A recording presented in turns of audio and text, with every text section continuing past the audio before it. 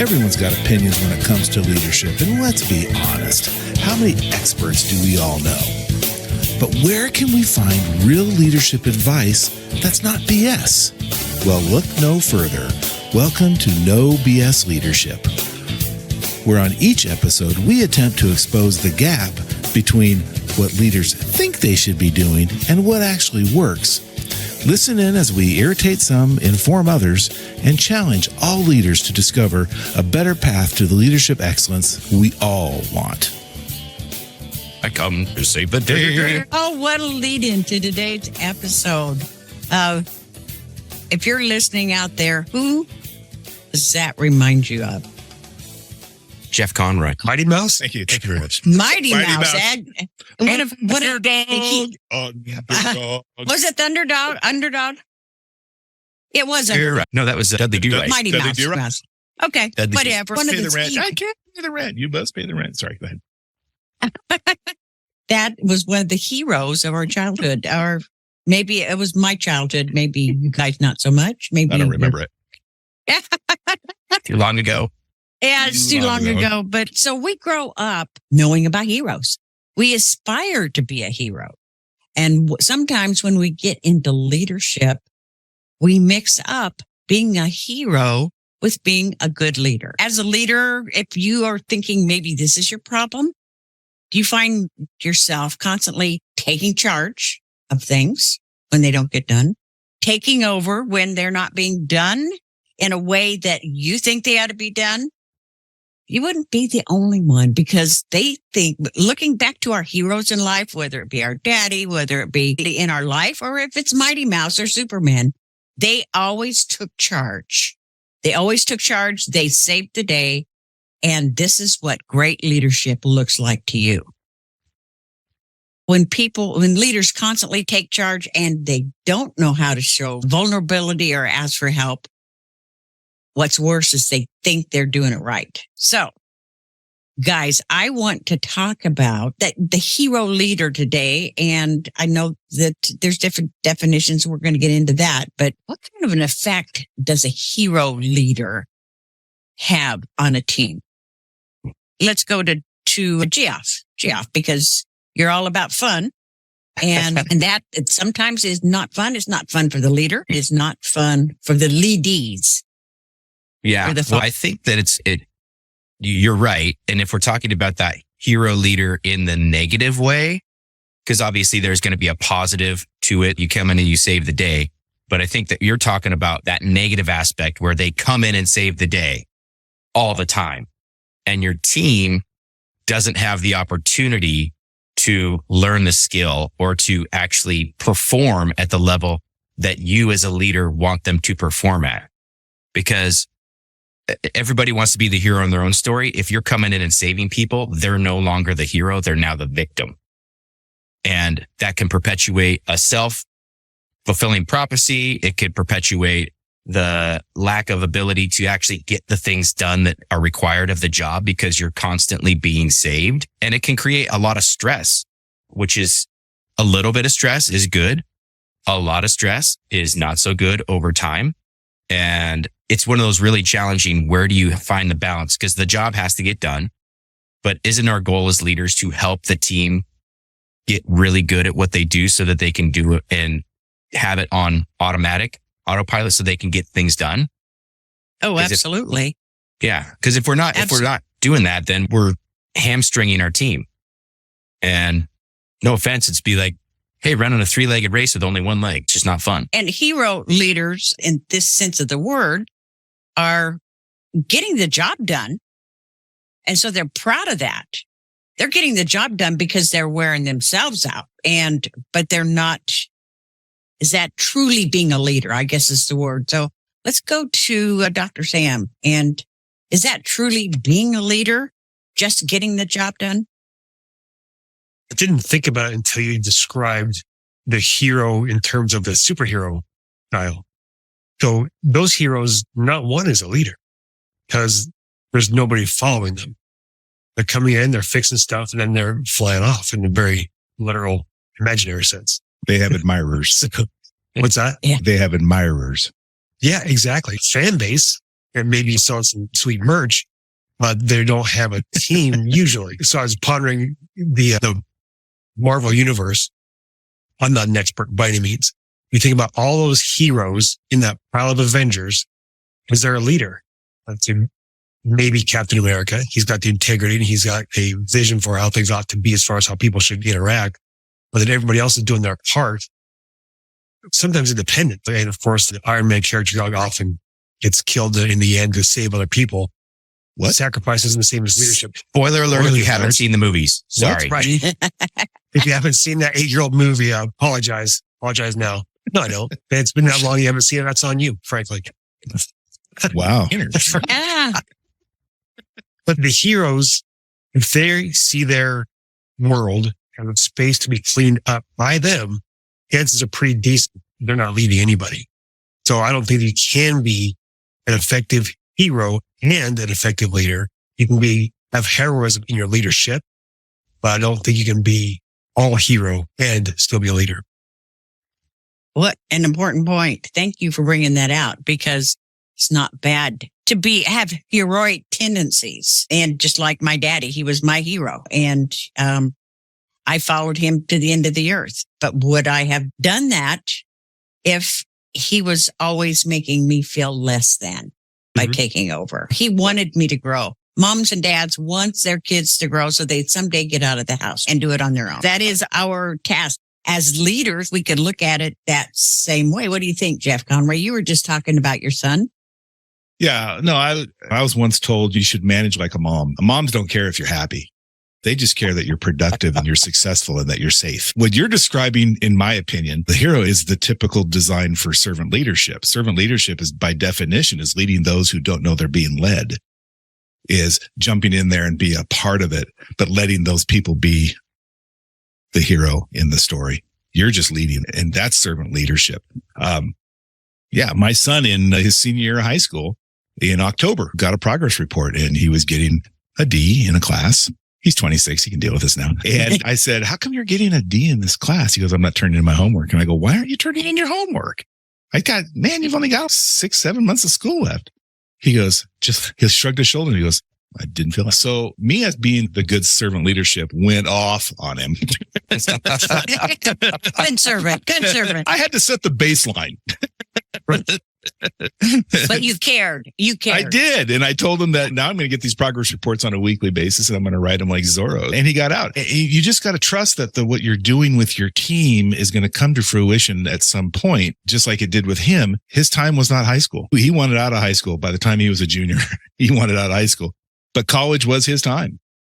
And so much so he made Dean's List and he did all sorts of great stuff, as did all my kids. So it's, as a leader, being the quote unquote hero is actually showing by example and leading them through the maze that is life, that they will learn good decisions and make good decisions in the future, in my opinion. What a great example of them growing through your leadership. Yeah. And isn't that, meetings. But sometimes leaders need to be able to jerk a knot in their tail to be able to get them going in the right direction. The hero leader wants to get in. If you would have got in there and done his work for him, because you can't have that's a really good analogy and you would have had his best interest in mind. Sure. But you would have been doing it for him. But as leaders, you have to do the hard stuff. And I was just recently asked, if you have to give bad news, can you give bad news? How do you take that? And my response was, it's not so much the news you're giving, but how you're delivering it. And you can either tear them down or, like I said before, show them the way through life and support them. And does it get tough sometimes? Oh, hell yeah. It can get tough. Anybody who's raised kids knows that. Or as my wife would say, anybody who's raised her husband knows that. Well, and so far we have talked about the effect of hero leadership has on the people that we're leading, which overall it's a negative effect. They back off. They quit engaging. They may even lose interest in their job if they constantly feel like they can't do it. They're not getting any help and the leader just wants to do it all. But let's look for a minute. What does this do to the hero leader? How are they feeling when they think they're doing everything right and people start backing off. They're mistrusting them, and they just push harder and harder. They just keep doing more and more to prove that they're a good leader. What does that do to really aspiring leaders that could be great? If they just there's a great film on this topic where the leader is expressing some real concern over how their work is not being appreciated. Okay, the movie is Incredibles. Bob Parr, Mr. Incredible, being interviewed says it's like people don't want a nice place. Just clean this place up. Can we just keep it nice for 10 minutes? And so I think when there's people who see themselves as a hero in their organization, that's how they feel. I'm doing all this work and you people don't appreciate me. Why don't you all get up and do something on your own? And so there's this resentment of the folks that should be leading, but they're not. They're browbeating because they're not being revered in the way that they think they should, when in fact, arguably, they should instead turn their energy into empowering their people rather than proving that they can do all things to everybody and then get exhausted, burned out, and resentful. Oh, that is so powerful. Jeff Geyer, do you have take this to the next level? Tell me what happens to leaders that won't recognize this, keep pushing, versus what happens to the ones that wake up to it. And I know that you've personally coached some that have done that wake up to the fact that this is not working because it's not the right way. Yeah, this is a great topic. And I think you started early on, Myra, talking about it. It depends upon what definition of hero or heroic we're talking about. And on the negative side, yeah, if you're the charismatic, goal-scoring superstar that you put your team on your back and cross the finish line and all that, you keep doing that. And what's going to happen, you're going to get really tired at first, is the first thing. But second, you're going to turn around at some point and wonder where your team went because they'll be gone. It's that I'm their leader, which way did they go kind of mentality. You're just going to be by yourself. You may be the hero and you're going to be very lonely. And I've seen that numbers of times. I've experienced it a little bit on my own. I always thought the old axiom that the view is much better from the top of the mountain. Yeah, if you climb that mountain by yourself, who are you going to share the view with? It really doesn't make any difference. That kind of thing. That's the negative side of it. The positive side, and I think it was probably 10 or 15 more, maybe even more years, 20 years ago, Jim Collins wrote that book about good to great and talked about different leadership styles. So in that sense, so let's say I'm generalizing here, 20, 30 years ago, very autocratic leadership was around. It's back in the Jack Welch days, and that very top-down driven, very, I think, heroic maybe. And we're in what I would say post-heroic leadership time now, where the heroes of the story today are all the people on the team. It's not the leader. You as the leader become a guide, yes. I would say, yes, as opposed to the hero. And here's the thing about that. When we're talking about leaders, and I'm talking to the leader that's listening to this podcast, that you cannot be the hero and the guide in your own story.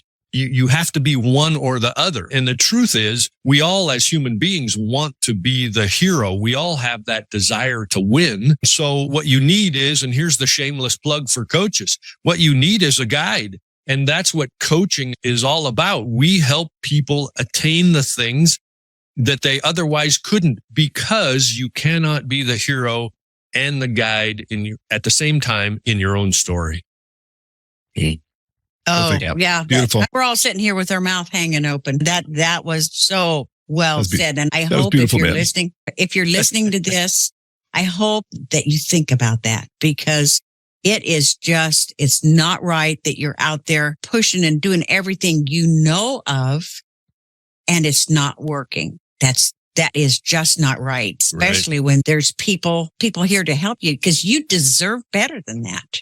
You deserve better than that. You deserve to have a life as a leader that everybody wins. And I think there's a book about that too. Oh, I know. I remember. It's a leader of Remax. Everybody wins. That was his philosophy when he wrote that book. Myra, and if I can jump in there quick too, That is the absolute truth, that you're the hero, or you want to be the hero, and you just can't get it done, and you're not getting the results you want, or the people aren't listening, and you're the leader and all of that. And you get to the point where you go, I've tried everything I know how to do. And what people are saying when they say that is that there is nothing else to do. And let me tell you, folks, that is not the truth. There is always something else to do. You just don't know what it is. And I'm back to that. You can't be the guide and the hero in your same story. So when you get to the point, and you will if you have this kind of leadership style, when you get to the point where you feel like you've tried everything and there just isn't anything else to do, that's your indicator. And there's been many more, but this is probably the last one you're going to get before you crash and burn. That's the indicator that you need a guide. You need somebody to help you out. You can't use the same thinking you have today that got you into this mess to get you out. Yeah, I'm pretty passionate about that, man. Don't burn out. Don't figuratively die on this mountain because you think you need to be the hero and that you've tried everything under the sun to win. You haven't. There's all kinds of other things. You need a guide to help you. Even Lewis and Clark needed a guide to help them find the Pacific Ocean, for goodness sakes. That's a big ocean. It's a whole ocean. Yeah. And that should be easy to find, right? You just you would walk think. Rock into it. Yeah. Just go that way. But no, they needed a guide. And that's a good analogy, because it may not be the destination. It's how to get there that is the most important. So I love what Dr. Sam always says is you can't read the label from inside the box. You just can't.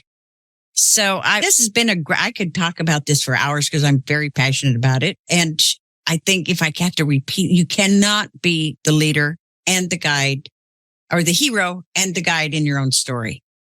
That is applicable to your people as well. They don't need a hero. They need a guide. That phrase is trademarked by Phoenix Coaching and Jeff Geyer, not to be used without former prior written commission. We need to have a talk after we get over this. That's just saying. So wait, you're saying that you cannot be the Tri-Valley Karate Kid champion without Mr. Miyagi. Absolutely. I just want to make that clear. Okay.